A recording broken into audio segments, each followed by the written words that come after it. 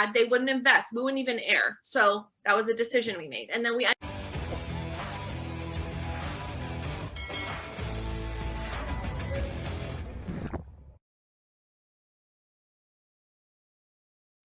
Hello everyone, welcome to episode 17 with Rosy Khalife. She's an entrepreneur.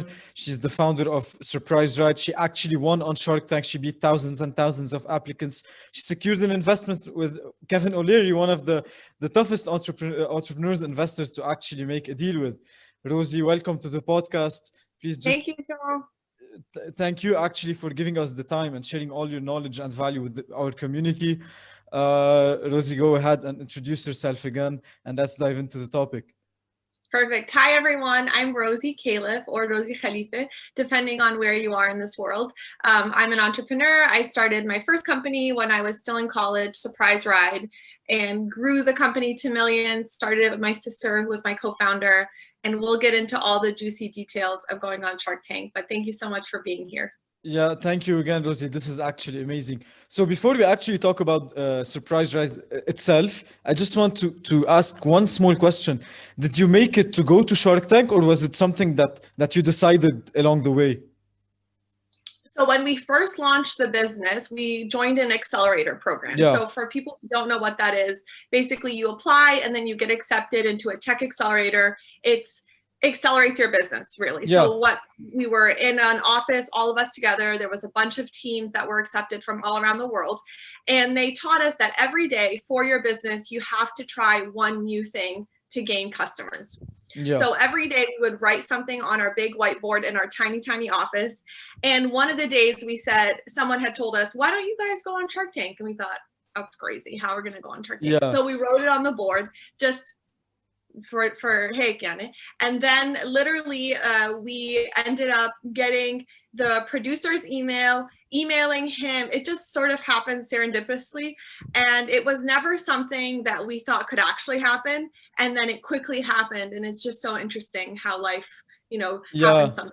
Yeah, so you're not fully focused on going on Shark Tank. You said, okay, let's just give it a shot. If it works, it works. Yes, totally. Yeah. So Surprise Ride itself, what does it do, or how did you actually come up with the idea? So Surprise Ride is a product for kids, and we basically invented over 100 products that were all about getting kids off the gadgets. Yeah. So it was really meant to give them sort of a break from technology. As you know, all around the world, kids are spending up to 7 hours a day glued to their screens. So that's how we sort of came up. That was the pain that we were trying to solve. And then how we came up with the actual product is me and Donna's dad is an artist. So growing up, we used to do a lot of different activities with him. And that sort of sparked the idea of doing something for kids where they could escape the world that they're in through Surprise Ride and diving into a new topic like volcanoes or Barcelona or Amelia Earhart or whatever it was. Very diverse topics. Yeah, exactly. Various topics. Yeah. So when you actually got to Shark Tank, was Surprise Ride making sales, or was it a good company, or did you need Shark Tank? We needed Shark Tank. So that was the thing. Sometimes companies go on Shark Tank that don't really need the sharks, and they smell that. They know. They only want to help people who really need their help, and that was us. So at the time, we had $18,000 in sales. We had 200 customers. 250. So we were a very small company. It was just me and Donna. We had no team. So we needed their help. We needed their money. We needed their expertise. So we needed those things. And just how much time was it between launching Surprise Ride and going on Shark Tank? So it was just a couple of months, actually. So we launched it in I thought May. you would like for a few years and then you went on Shark Tank. No, just a couple of months. We launched it in May, and then we went on Shark Tank. We filmed for Shark Tank in September that same year. Yeah. And speaking about Shark Tank, how is the process actually from deciding to go there to starting to apply to actually pitching? It is a crazy, crazy process. So that's the one thing I'll say. Yeah. When you're trying to build a business, you are putting so much time and effort into it. And then you have this thing called Shark Tank. You have to put a lot of effort into that as well. So there were times when we were, going through that whole process with them. We weren't sure if we were ever going to even go on Shark Tank. There's a huge process, months and months. And we would look at each other and say, is this worth it? Like, we don't even know if this is going to work. We don't have enough time in our day. And we ultimately always decided, yes, it's worth it. Let's keep going. Let's just try and see what happens. And we're so grateful that we did. It changed Yeah. our life. Yeah, this is actually amazing, because Shark Tank is one, I think, the biggest startup show to ever to ever be Yeah. created, and it's somehow like everyone, even people who don't even understand what entrepreneurship is, just watch it for the hype, for the excitement, for making deals, and the negotiation and the back and forth between investors and entrepreneurs. So, and you actually closed a deal with one of the toughest people to actually either be able to convince or even understand the deals that they propose. Right. So, For sure. yeah, and even speaking about Kevin, when he gives you a deal, you still have the choice to decline or accept, right? Mm-hmm. So, Yes. uh, on what did you base your choice? Okay, so what happened with us, just to give listeners and Yeah, viewers a little bit more background. So we went on Shark Tank. We got an offer from Robert. We didn't take his offer right away. It was very dramatic. And we ended up leaving the tank basically without an offer. yeah, So we were crushed. We thought, oh my God, what if this doesn't end up airing because we didn't make a deal with anyone? We didn't know what was going to happen, because not every company that pitches in front of the sharks airs on TV. yeah, yeah, It's something to know for people, because imagine if every single person that was going to pitch to you was going to get 8 million viewers. yeah, You would definitely. invest in every single one. This is why the So sharks sometimes point out that for people that they go like, you just are here for the promotion, you're just here to advertise your product. yeah, Yeah, yeah, yes, exactly. So we were worried, and then we left. We grew our business. We got outside funding. We did over $1 million in sales that year. That yeah, same year, yeah. we Wow. kept just working really hard. And then Shark Tank reached out to us and wanted to do a follow-up on us. Yeah, So they came back and filmed at our offices here in Washington, D.C. And Kevin literally surprised us with a visit. So yeah, that's how we made our deal with Kevin. And yeah, so to get back to your question, we decided to make a deal with him because we felt like this person had been following us throughout, even past Shark Tank. And if he was willing to do that and kind of loved us so much in that way, that he would be a good partner. yeah. And he really is. So you had two experiences with Shark Tank. Yeah, this is crazy. So what would you consider going different between accepting maybe Robert's deal and not accepting Kevin's? Would things be different now, or you would never know? I think that we made the right decision for us. We felt like Robert, he's a great guy, I'm sure, in his own right. But Yeah, in terms of the way he deals with business, that wasn't the way that we wanted someone to yeah, pressure us. The sharks were not out yet. The rest of the sharks were not out. We were exploring our options, just like any good business person would yeah, do. So I true. felt the fact that he was kind of pushy in that way, that's not how me and Donna are. Me and Yeah, Donna are, we trust our intuition. We always explore all of our options like anyone should do. yeah, So he's just not aligned with our values. And Kevin, even though he comes off as this, tough guy persona, which he is, he's very fair. He is very fair. And I think that makes him such a kind and thoughtful person at the same time. yeah, yeah. I agree.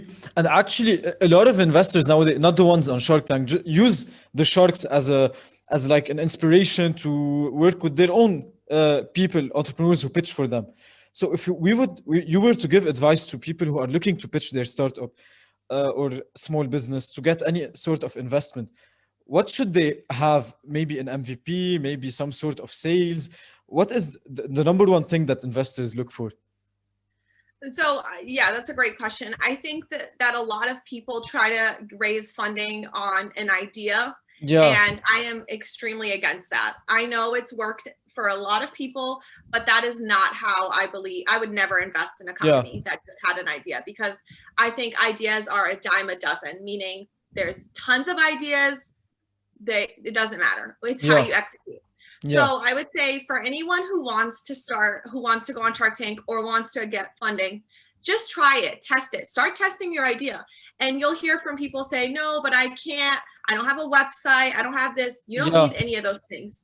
yeah, If the website is the barrier of entry for you, then start selling it on your Instagram, yeah, start selling it to your friends, go to your yeah, family, figure it out, find a way to at least sell 10 of your product, yeah, not to get investment, but start by selling 10 and then slowly it'll start to go up from there. True, But I true. think it's very important. So if for example, let's put out a scenario. So if I was the entrepreneur, you were the investor, I would come, hey Rosie, I have this idea that I want you to invest in. You would tell me, okay, Jean, leave and come back when you, if you want to be Yeah, I would specific, say, when John, leave and come back when you've sold enough of this that we know it's a viable idea. yeah, So there's different, different people have different opinions. It definitely, depends, yeah, how expensive your product is, whatever. But let's just use kind of a simple metric. I would say you need to sell at least 100 of it yeah.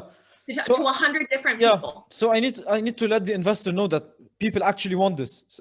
People are willing to pay for it. I don't have to create a fancy website or have it a huge company and office and employees to go and pitch. No, totally. Yeah. You don't need any of that thing. You just need some sales. That's all. Yeah, yeah. And I have one more question regarding Shark Tank actually. Two. I just came up with one now. Yeah. Is there a different way to prepare for a Shark Tank pitch? Do they ask you to, we need this and this, or it's all up to you? It's all up to you, honestly. They don't tell you what to prepare. And so we were in there for about an hour and a half. Some teams are in there for shorter amount of Yeah. time, longer, and then they cut it into the 10 minutes. Yeah. So the way that we prepared and the way that I would advise any entrepreneur to prepare is we watched every single episode, literally, Yeah. of Shark Tank, and we would write it. We had our laptop out, and then any question they asked, we would write it down. Yeah. So obviously you'll get the basics, like what's your valuation, what's your customer acquisition cost, all that is simple. But then Yeah. when you do that, you'll also get some of the weird ones, Yeah. like what was your first customer's feedback? And you'll be able to have an answer for that. So we did that, and we ended up with about 5 typed pages of questions, and then we answered them, and we just studied those. Yeah, yeah. This is actually great preparation. And and walk through the pitch. Okay, it's done. Let's say there are 4 or 5 sharks. I think I forgot. Let's say Yeah. all the sharks give you the same exact deal. And what would you base your option on aside from the values?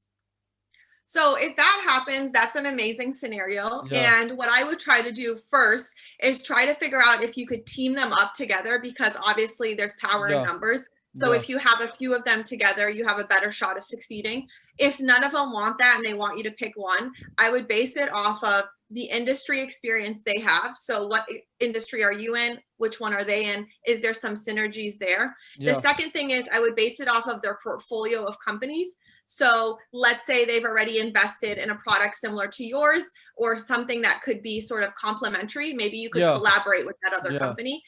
And then the last thing I would do is, a lot of investing is really based off of reputation. So just like the sharks have to do their due diligence about you, which means their research about you after the fact, you should already have done your research about any investor that you're pitching to. And when Yeah. I say research, I mean deep research. So talking to their portfolio companies, talking to anyone that knows them, looking at any press that they've gotten, and just understanding, who am I getting into business with? Yeah. Yeah. You know? Yeah, because after you make a deal, if you find out that this was not the right partner, it's very hard to go back to a previous deal, for example, or something like that. No way, you can't. Yeah, Yeah. yeah. Yeah. Yeah. Yeah. And you mentioned, I think we met on Clubhouse, so it was the first place I saw you at. I think you mentioned that you had a successful exit, right? Yes. So how does that happen? How do A you lot of decide hard you work. want to exit, or is it a goal initially?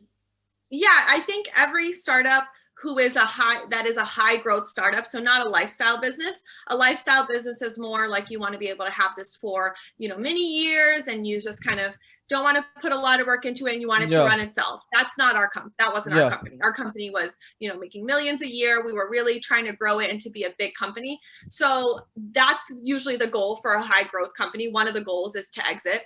And so that was, of course, one of our goals from the get-go. In terms of why we decided, it was just the right time in the trajectory of our company.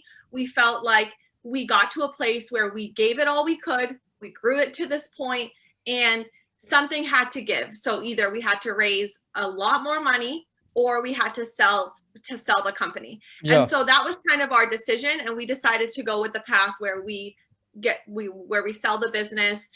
We sold it to a company called Fat Brain Toys here Yeah. in the US. They're a fantastic company. They are a huge toy company. So they have a huge warehouse. They have presence in dozens and dozens of countries across the world. Yeah. Just bigger scale than us, and so they can just take Surprise Ride and plug it in to what they've already created. Yeah. So if you would say a non-successful exit would be just bankruptcy or maybe just shutting it down? I think that honestly, as an entrepreneur, sometimes you have to shut down your company. Yeah. And I think there is not enough people who talk about that. And so I think that's a great question you bring up. And I would say sometimes continuing to drag your company, it's going to drag you with it. And so Yeah. it is better to sometimes just let it go, because if you look at a lot of the successful entrepreneurs in history, that wasn't their first company. Yeah, That was their definitely. second, that was their third. Yeah. Their first one had to shut down. So I think sometimes doing that is actually opening you up to more possibilities. Yeah. So I don't know if there is a non-successful, but definitely a successful opportunity is having your company still live on past you being involved in it. Yeah. And just one small detail, when you actually exit, do you still own anything in it or that's it? So it depends how you set up your deal. Some people Yeah. don't want to be involved at all. It's up to the two parties. Yeah, exactly. Yeah. So it really depends.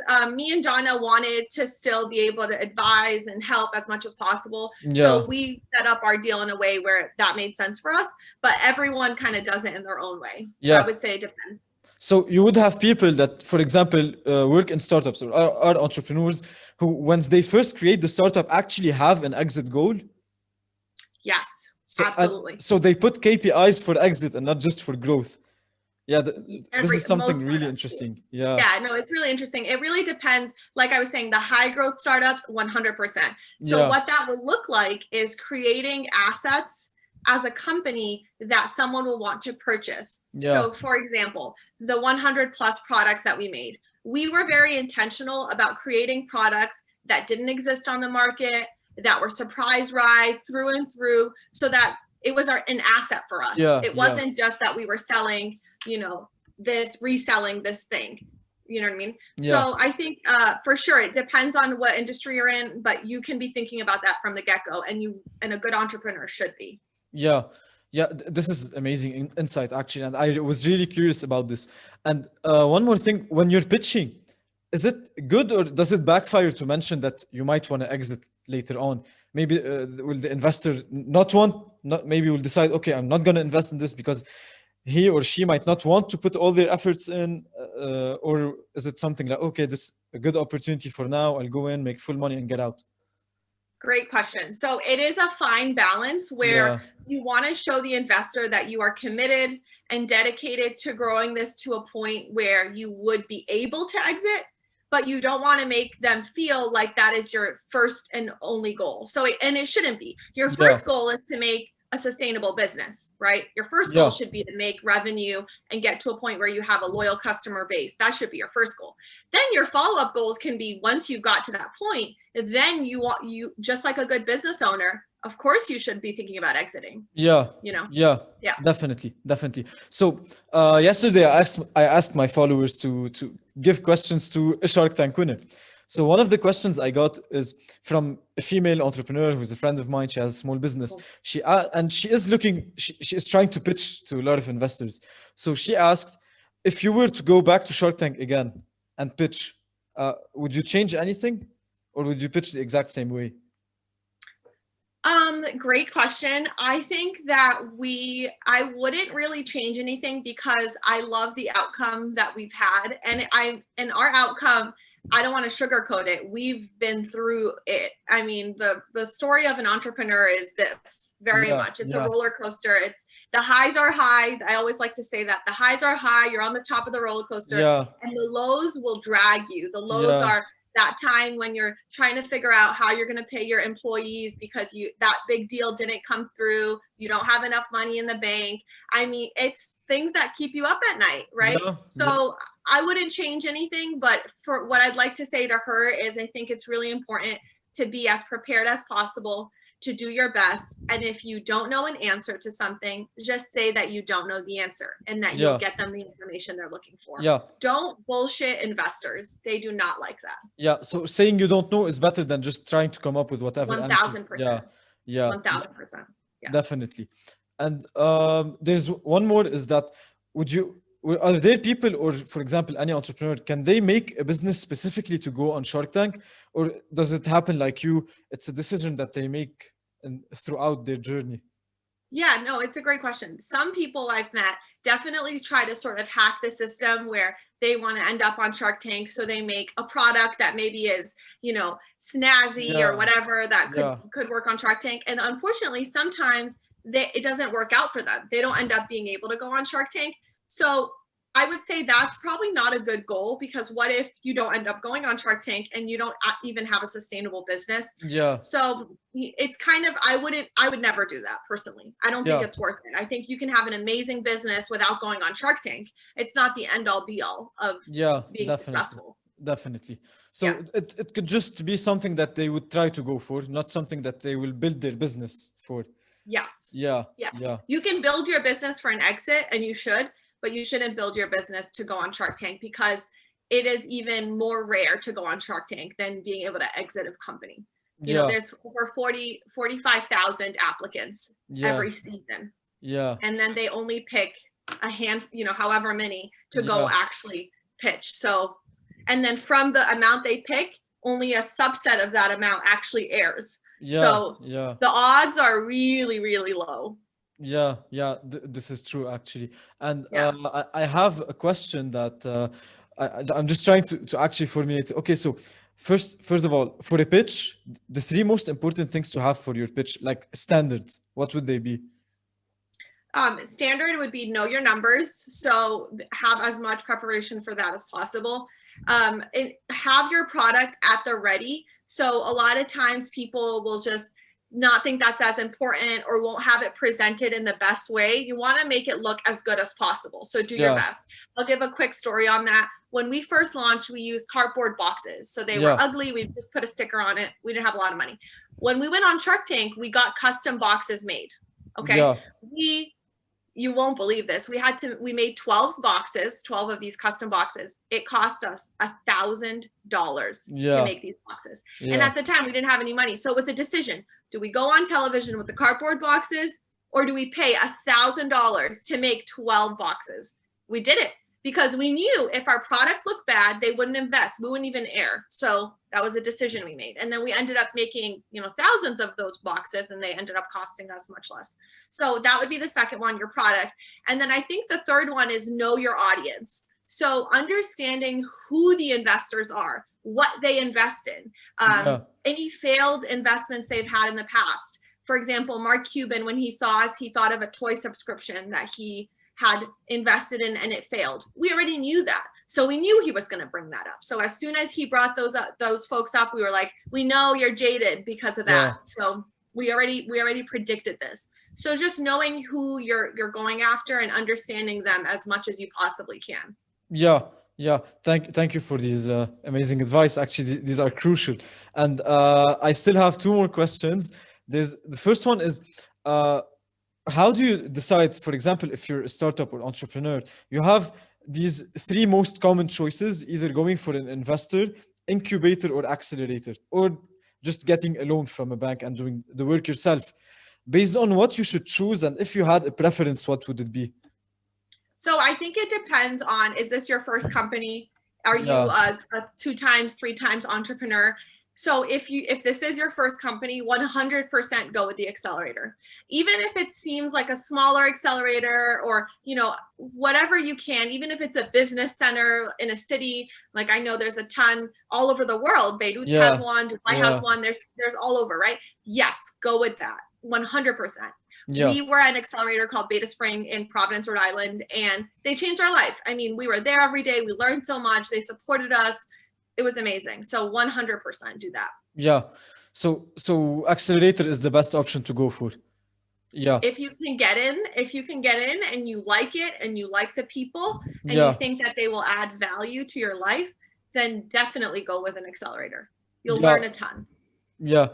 And Rosie, I have what would you actually tell Lebanese entrepreneurs? We live in Lebanon now. We have so much stuff going on, so much shit, so much. We cannot even say crisis. It's everything almost, and we still have hope. We're still working. We're still trying to do stuff. So, if we want to wrap up the podcast, what would you tell all the people, of course, in the world, but more specifically the community in Lebanon? So what's happening in Lebanon obviously is mind-blowing. Yeah. There's no words that can possibly describe the crisis that's the economic crisis, the political. I mean, there's how much can one possibly handle as a human? It's really crazy. And so Yeah. obviously all of my family is in Lebanon. My parents and my siblings, we live here in the US, but you know, my uncles, aunts, everyone is in Lebanon. All of my families, my husband's family is also in Lebanon. So we go to Lebanon a lot. And I would say that, you know, I love the entrepreneurs there that are still going for it Yeah. and doing their thing. I think those people, it will pass. I don't know when it will pass, but if you can get through this phase right now, which is the lowest of the possible low, Yeah. then you can succeed at any time. Yeah. You really can. And so as long as you keep that in the back of your head, it's easier said than done. I also respect the people who have, you know, the ones I talk to a lot of Lebanese entrepreneurs. I love helping Lebanese entrepreneurs as much as I can. And the ones that tell me, you know, Rosie, we can't stay here. What do we do? Start selling in other countries, in the Gulf, you know, wherever in the region. You can always come back to Lebanon and just do something, keep working, because it's really hard to be living in Lebanon right now and not doing anything. I think it's even more toxic. Yeah, true. This is very true, actually, and very valuable advice. Rosie, I want to thank you so much for the time you gave us. It's been an amazing podcast, actually, pure value. Everything we talked about, Shark Tank, the pitch, business, exit, investors, and every question I asked you, actually, you gave a lot of value. Guys, if you want to connect with Rosie, you will find her Instagram handle in the link in description. And Rosie, again, thank you for your time and have an amazing day. Thank you, Jean. Thanks for having me.